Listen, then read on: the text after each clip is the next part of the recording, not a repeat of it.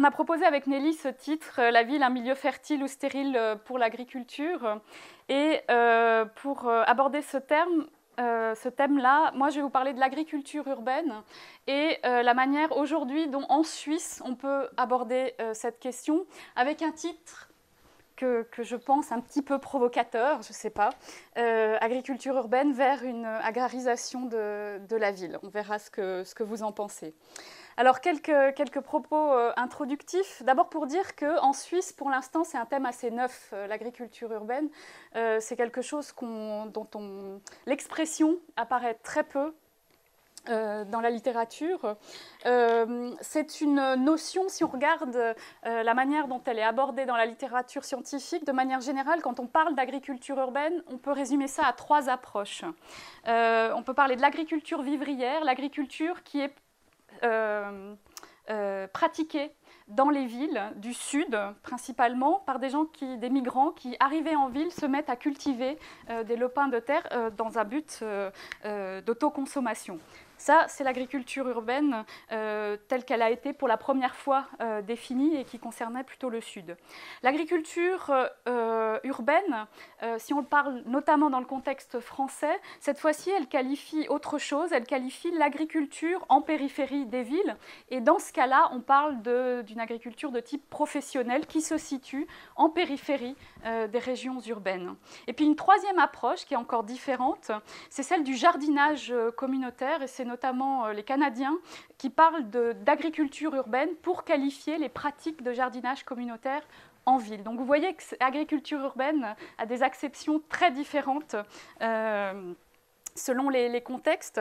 Et si vous le permettez, ce soir, je ne vais pas choisir. C'est-à-dire, quand je vous parle d'agriculture urbaine, je vous parlerai aussi bien d'agriculture professionnelle que de pratiques habitantes, d'agriculture en périphérie des villes que d'agriculture dans les villes, en utilisant donc ces différentes acceptions pour un domaine, encore une fois, assez neuf en Suisse. Autre élément introductif, et ceci aussi peut-être pour expliquer pourquoi je me suis intéressée à l'agriculture urbaine, en ayant travaillé, comme il a été dit, sur l'imaginaire anti-urbain, la ville mal aimée, c'est que si on travaille sur les origines de l'hostilité à l'égard de la ville, on est obligé de travailler sur la campagne, sur le rural, sur l'agriculture, parce que dans ce qui fait qu'on condamne les villes, enfin on condamne souvent les villes par rapport à un ailleurs meilleur, et cet ailleurs meilleur, il est rural, il est campagnard, il est naturel. Et ce qui m'interroge dans cette agriculture urbaine, c'est que finalement c'est une expression qui associe deux catégories qui sont traditionnellement opposées, la ville et l'agriculture, étant associée à la campagne, à la ruralité, deux choses, donc la ville et l'agriculture qui sont traditionnellement en opposition. Et voilà, on nous parle d'agriculture urbaine, donc une expression qui mélange deux catégories opposées. Deux mondes traditionnellement opposés, comme je le disais. Je pourrais donner des quantités d'exemples pour montrer comment en Suisse ces deux mondes-là sont opposés. Je vous en donnerai juste un seul. J'imagine que vous connaissez tous cette publication. Donc c'est un ouvrage pour enfants. J'utilise beaucoup les ouvrages pour enfants. J'utilise souvent Barba Papa, mais je ne le ferai pas ce soir. Là, donc, c'est l'histoire du village de Gülen, la ronde annuelle des marteaux-piqueurs, où on montre l'évolution tous les 10 ans du village de Gülen. Alors, vous avez Gülen en 1953, qui est un joli paysage rural et agricole. Et puis, j'ai sauté des années. En 1972, c'est la ville qui a urbanisé et détruit ce beau paysage. Ceci donc pour montrer comment l'urbanisation est toujours traditionnellement montrée comme prédatrice de l'espace rural et agricole.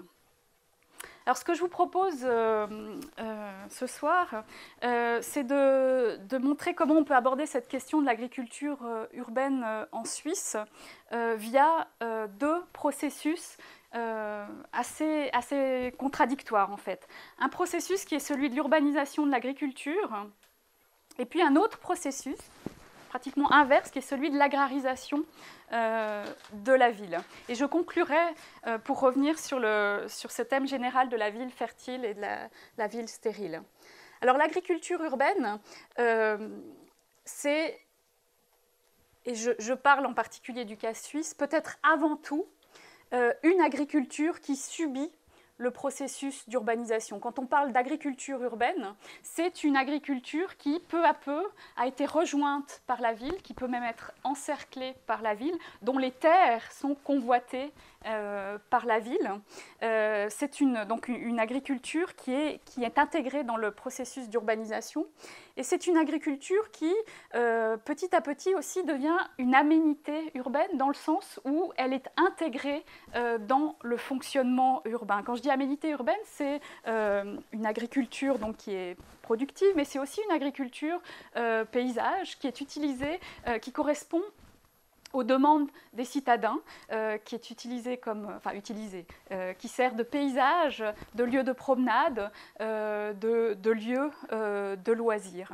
C'est la première acception, la manière dont on peut définir l'agriculture urbaine, donc comme une urbanisation de l'agriculture, et j'utilise le terme de Pierre Nodanieux qui parle de campagnes urbaines. Ce sont donc ces espaces agricoles autour de la ville qui, petit à petit, sont intégrés en fait dans le fonctionnement urbain. Alors, pour illustrer cette idée d'urbanisation de l'agriculture, je vais prendre des exemples dans la région genevoise pour montrer en quoi l'agriculture genevoise est une agriculture qui s'urbanise.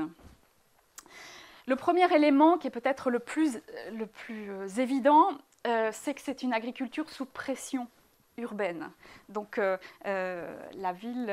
l'urbanisation genevoise convoite les terres agricoles pour se développer. Il est peut-être pas inutile de rappeler que le canton de Genève est un canton très agricole. C'est peut-être pas la première image qu'on a en tête, mais il y a 43% la surface du canton qui est formée d'espaces agricoles.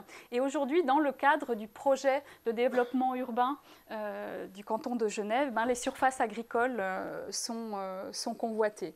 Il est prévu que d'ici 2030, il y ait 5% du total de la surface agricole genevoise qui soit urbanisée.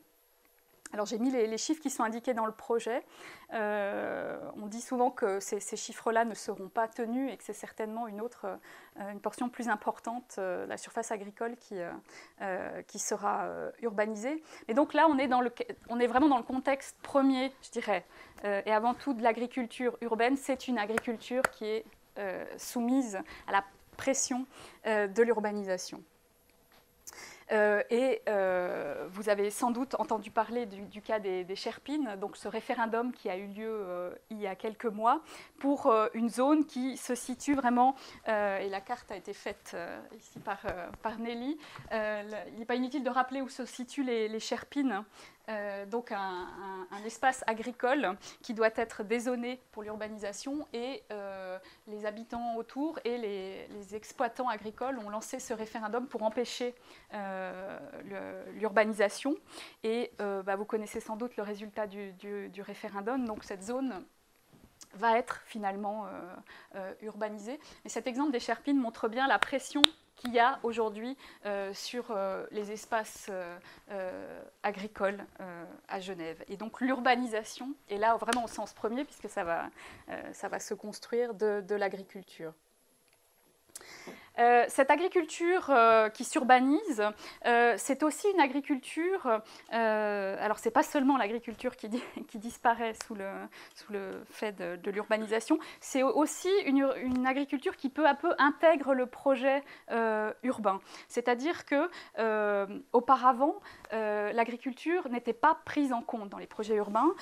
Aujourd'hui, dans les projets d'agglomération, globalement, c'est d'ailleurs toujours le cas, on ne prend pas en compte l'agriculture. L'agriculture est considérée comme zone verte, zone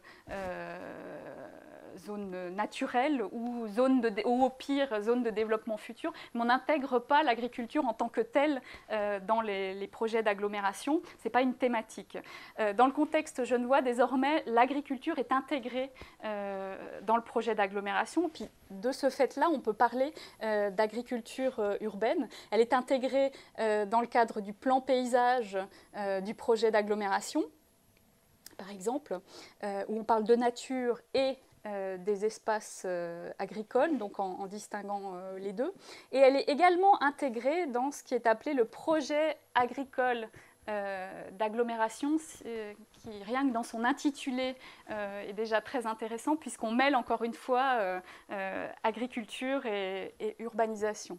Donc c'est une agriculture qui s'intègre désormais dans le fonctionnement urbain, dans la planification urbaine. Voilà quelques éléments du projet agricole d'agglomération. Je ne vais pas développer. Un autre élément qui est important dans cette urbanisation de l'agriculture, c'est aussi le développement d'une agriculture qui correspond à une demande urbaine très forte, et c'est notamment le cas de l'agriculture de proximité, qui vise à rapprocher producteurs et consommateurs. Dans le cas genevois, encore une fois, il y a eu un développement très très important dans ce qu'on appelle l'agriculture contractuelle de proximité, donc avec les paniers et un contrat entre consommateurs et producteurs. Et donc ces expériences-là peuvent être vraiment qualifiées d'agriculture urbaine, une agriculture donc, qui correspond aux besoins des citadins. Et enfin, cette agriculture qui s'urbanise, c'est une agriculture qui est multifonctionnelle, qui est non seulement une agriculture productive, mais qui est aussi une agriculture qui fournit tout un tas d'autres services, des services de loisirs, des services en termes de paysage, des services en termes d'éducation, on peut rajouter l'environnement. Cette agriculture urbaine donc diversifie ses fonctions. Donc ça, c'est la première manière d'analyser l'agriculture urbaine, donc comme une urbanisation de l'agriculture, une agriculture qui s'insère dans le projet urbain,